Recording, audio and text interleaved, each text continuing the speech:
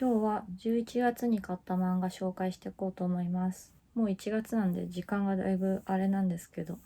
一ペースにやっていきます。人形の国7巻。なんか限定版みたいな買ったからなんかついてきた。ミニ画集みたいなやつがついてきました。カラーで。かっこいい。でも同じ絵ここにカラーである。6巻で結構佳境かなって感じがしたけど、7巻でまた話が展開したって感じです。ムーブっていうペットみたいなちっちゃいキャラクターが増えて可愛かった。あとワサブのねキャラが結構いいですね。顔が可愛い。人形の国のキャラクターみんな顔が可愛い。カジワン側も結構いろいろやってて、すごい8巻早く読みたいなってとこで終わっちゃいました。シドニアの騎士の映画が2021年にやるって書いてあるんで、これも行けたら行きたいなって思ってます。ゴールデンゴールド6巻、7巻。ゴールデンゴールドは5巻まで紙で持ってて、電子で買い替えるか迷ってちょっと止まっちゃってたのを、結局紙でそのまま集めようと思って6巻7巻を買いました。1人だった福の神がね、もう2匹増えて、それでその3匹で結構バチバチやってるっていう展開。地味にね、ルカちゃんと及川のね、恋愛模様とかも少しね、展開してて、結構キュンってくる。黒橋さんと刑事の坂巻さんの関係も結構好き。あれかっこいいってなりました。8巻2021年、そろそろ出るかもしれない。楽しみ。そしたら今度すぐ買おうと思います。喉の迷路、坂柱いみり先生。坂柱で合ってるかな。安倍陽一先生がなんかのインタビューでこのいみり先生の漫画のことを話してて、それを読んで読まなきゃと思って買いました。表紙すごい可愛い感じ。中身はねすごい独特で面白かったです。漫画ってこんなに自由でいいんだっていう、どんどん話が展開していくんですけど、すごい突拍子もなくて、なんかインフルエンザの時に見る夢みたいな感じですごい面白かったです。背景もなんか世界観も独特で、結構何の説明もないままどんどん進むっていう、なんかすごいどっか笑ったんですよね。剣もらうとこで後書きに別に物事に意味なんてなくていいみたいなことが書いてあって、その言葉当てはまるなって思いました。意味を考えたら負けっていう感じの漫画で、すごい変わった漫画読みたい人におすすめです。ホリガット、どっちかな。ニコラ・ド・クレシー先生の漫画。なんか漫画っていうジャンルでくくっていいのかっていうぐらい、もうすごい画集に近いぐらい絵が綺麗。絵がめちゃくちゃおしゃれで可愛い。ちゃんとこの一冊で話が完結してる。ストーリーとしては治安の悪い街でカーニバルを開いてみたいな感じ。そこにめちゃめちゃ歌のうまいフォリガットっていう人が帰ってきてみたいな話。すごい話も可愛いですよね。でもちょっと雰囲気怖いかな。ちょっと怖いとこもあるけど、そこがいいみたいな感じ。絵が可愛くておしゃれで色もすごい綺麗だから、アーティスティックな漫画読みたい人におすすめです。ちょっと高い2200円。まあでもこんなもん。面白かったです。とつくりの少女1巻、2巻、3巻、4巻、5巻、6巻、7巻、8巻、9巻。とつくりの少女1から9までまとめて買いました。Kindle で途中まで集めてて、でもやっぱりとつくりの少女って絵本っぽいっていうかアナログっぽい感じなんで、紙で読みたいなと思って紙で買い直しました。改めて9巻まで読み直して、やっぱりめっちゃいいなってなりました。これがシーバっていう人間の女の子で、これが先生。ちょっと化け物感があるっていう。この世界はその人間の国がこう壁で囲われてて、その外にこういう真っ黒系の人たちがいて、で真っ黒系の人たちに触られると呪われちゃって真っ黒系になっちゃうみたいな話で、シーバはその壁の外にいて先生と暮らしてるっていうとこから話が始まる。で先生がね、もうシーバのこと大好きでキュンってくる。シーバはすごい無邪気で可愛い。シーバのこと大事なんだけど、呪いのこととか、これ言ったらシーバが悲しんじゃうかなとか悩むのが裏目に出たりで、あーって感じの話が結構多い。私9巻が最新巻だと思ってたら、なんか10巻がもう9月ぐらいに出てたらしくて、失敗したなって思ってます。9巻がすごいとこで終わっちゃって、10巻読みたいな。10巻早く買います。しかもこの作者の長部先生のツイッターをフォローしてるんですけど、もう最終回を書き終わりましたみたいなことツイートしてて、ああ、とつくりの少女終わるんだって。これ今結構最近で一番ハマってる漫画かもしれないです。とつくりの少女。なんか特典みたいなやつも集めました。なんかこういう絵本みたいなやつ、これも集めました。本当に絵本みたいな感じ。かわいい。でまだね、先生とシーバがね仲良く暮らしててね、この9巻まで読み終わった後に絵本読んだらはーってなりました。シーバもね先生もねどっちも好き。2人の関係がすごいいい。ちょうど最終巻も間近なんで、このタイミングで読むのすごい面白いだろうなと思います。とつくりの少女おすすめです。次は電子で買った漫画紹介します。ゴールデンカムイ公式ファンブック。これは漫画じゃないんですけど、なんかそのキャラクターのプロフィールとかいろいろまとまってるファンブック買いました。私その尾形百之助っていうキャラクターを好きになってしまって、最近で一番多分騒いでるキャラクターは尾形なんですね。その尾形のプロフィールとか書いてあって、へーってなって楽しかったです。尾形江戸貝くんより背低いんだみたいな。最後の方にその作者の野田先生がこう質問に答えるコーナーみたいのがあって、あれそうだったのみたいなのがあって、ずっとねニヤニヤしながら読みました。あとね、アイヌのなんかご飯の作り方みたいなのもなんか簡単なやつが載ってて、アイヌ料理チタタプ作りたいなって思いました。ゴールデンカムイ好きな人は絶対楽しいと思います。青野くんに触りたいから死にたい7巻。これ結構前に買ったと思うんですけど、なんか紹介した記憶がないので、ここのタイミングで言おうかなと思います。青野くんに触りたいから死にたい、すごい面白くて、ゆうりちゃんって女の子が青野くんって男の子と付き合ってて、で青野くんが死んじゃってお化けになって出てきてっていう話。その青野くんが結構悪霊みたいな動きを見せたりとかして、ちょっとこうホラー要素もあって、こう切ない恋愛模様もあってみたいな話で、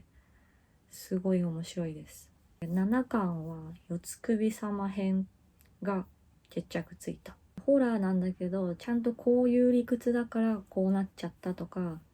だからじゃあこういう風に解決すればいいかもとかっていう感じで、ちょっと理屈がこう通ってるから謎解き要素っぽい感じもあって、それここもすごい面白いです。7巻すごいキリいいんで、読み始めるのタイミングいいんじゃないかなって思います。アニメ化かドラマ化か映画化とか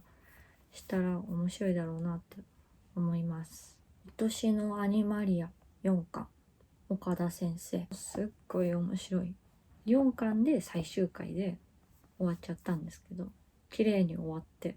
すごい良かった。オラウータンのオラミちゃんがお隣に住んでる人間の男の人に恋をしちゃうっていう話。他にもこういう動物の友達とか出てきて、恋愛模様がこうあるっていう。オラミちゃんがめちゃくちゃ性格が良くて、明るくて面白くて応援したくなる女の子って感じで、だからすごい読んでて明るい気持ちになるっていう。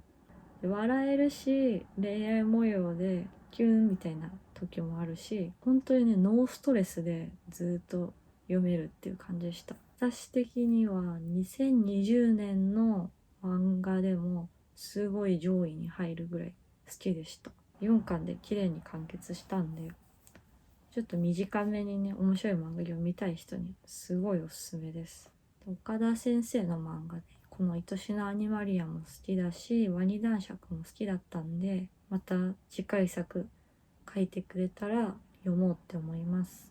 果ての小通信4巻、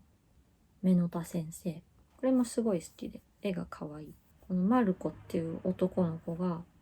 もともと地球にいたんですけど、星を作るみたいな宇宙の機関に連れてかれちゃって、その地球に帰りたいけど星を作る仕事もしてて、いろんな宇宙にこう行ったりっていう話で、そのマルコがね、ヨルワンガっていうね宇宙をね泳いでる魚に心臓取られちゃって、その魚との話が4巻で決着がつくけど、なんかってどうなっちゃうのこれってとこで4巻が終わりました。可愛い絵柄だけど、ね、結構4巻きましたね。なんかわかんないけど、ウェブ漫画大賞とかなんかそういうなんか賞っぽいやつとかに結構ノミネートされてて、なんか普通に漫画好きな人の中でも見たことある漫画だと思います。で、可愛いしね、面白いのでおすすめです。カラオケ行こう。和山先生。和山先生は女の園の星とか、あと夢中先ミニを読んで、すごい面白かったんでカラオケ行こうも買いました。ヤクザのお兄さんが中学生の男の子にちょっと歌を上手くなる方法をこう教えてほしくて、カラオケ行こうって声かけるっていう話。一巻で完結してて、すごい綺麗にねまとまっててね、面白かった。ずっとこうクスッと笑える感じがずっと続くけど、ちゃんとストーリーがね綺麗でね、そこが面白い。一巻でパッと読めるのでカラオケ行こうもおすすめです。アルティスト1巻、2巻、3巻、4巻、5巻、6巻。これ友達がすごい面白いって言ったんでずっと読みたいなと思ってて、Kindle でセールやってたんで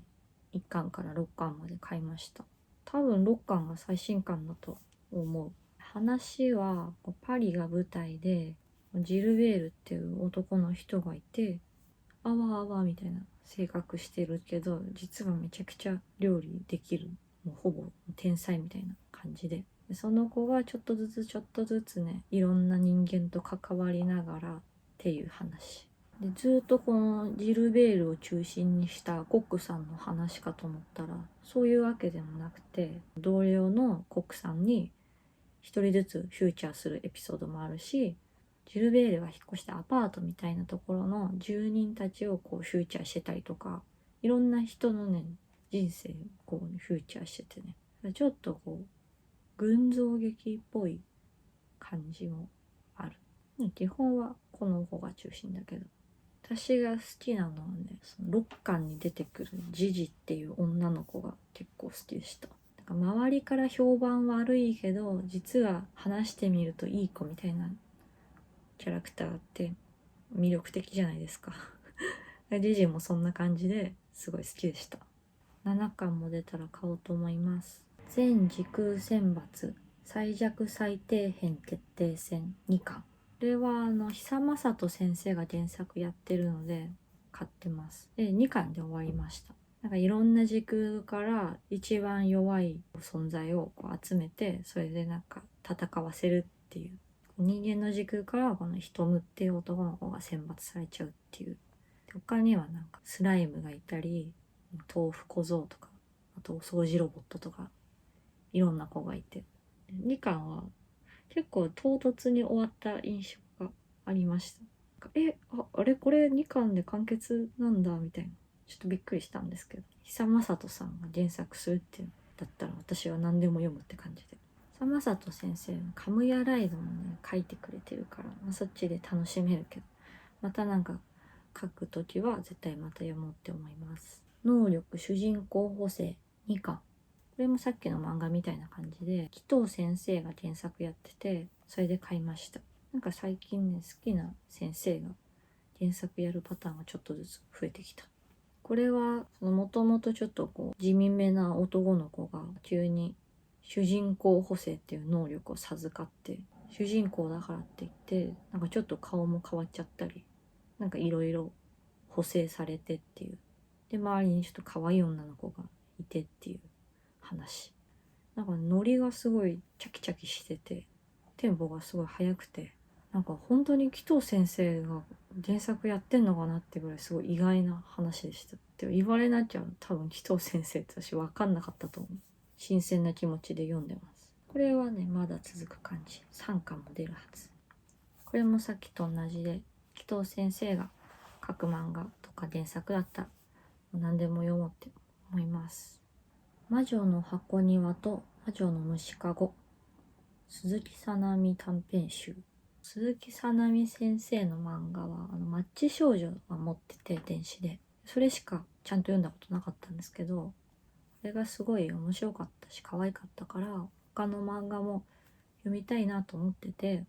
これが Kindle でちょっと安くなってたんで買いました。すごいね、絵がねやっぱ可愛くて、なんか阿部陽一先生の絵好きな人だったら多分このさなみ先生の絵も好きだろうなって思います。でいくつか短編が入ってて、ほんと全部そのまま連載になりそうなぐらい結構面白い。私はね、ジジイの塔っていう話が一番好きでした。お家の絵が可愛かった。建物とかがごちゃごちゃってしてるとちょっとワクワクするっていうか、それがあってジジイの塔が好き。最後に鈴木さなみ先生のすごい初期の漫画みたいなの入ってて、なんか絵柄も今と違うし、ちょっと芸風もちょっと違うからすごい新鮮で面白かったです。絵がすごい可愛いし、また鈴木さなみ先生の漫画もちょっとずつ集めていこうと思います。じゃあ今日以上です。11月は戸塚の少女を買ったんでちょっと多めかもしれない。なんかジャンプの漫画とかがないから本当かなって感じはする。忘れてんのかもしれない。もしちょっと後で忘れてたりとかして思い出したらちょっと後から紹介します。で、その動画の中でちょっとすっかり言うタイミングを失ってたんですけど、登録者が1000人をいつの間にか超えてて、もう本当にありがとうございますっていう、ちょっと動画で言えてなくて申し訳ないんですけど、ありがとうございました。私ね、チャンネル登録をお願いしますって言ったことなくて、言ったことないのに登録してくれてる人がいるから、すごいありがたいなって、不思議だなと思いながらやってます。おかげさまでこうして更新続けられてます。本当にありがとうございます。これからもちょっとマイペースにはなっちゃうんですけど、更新していこうと思います。登録してくれた方、見てくれた方、ありがとうございました。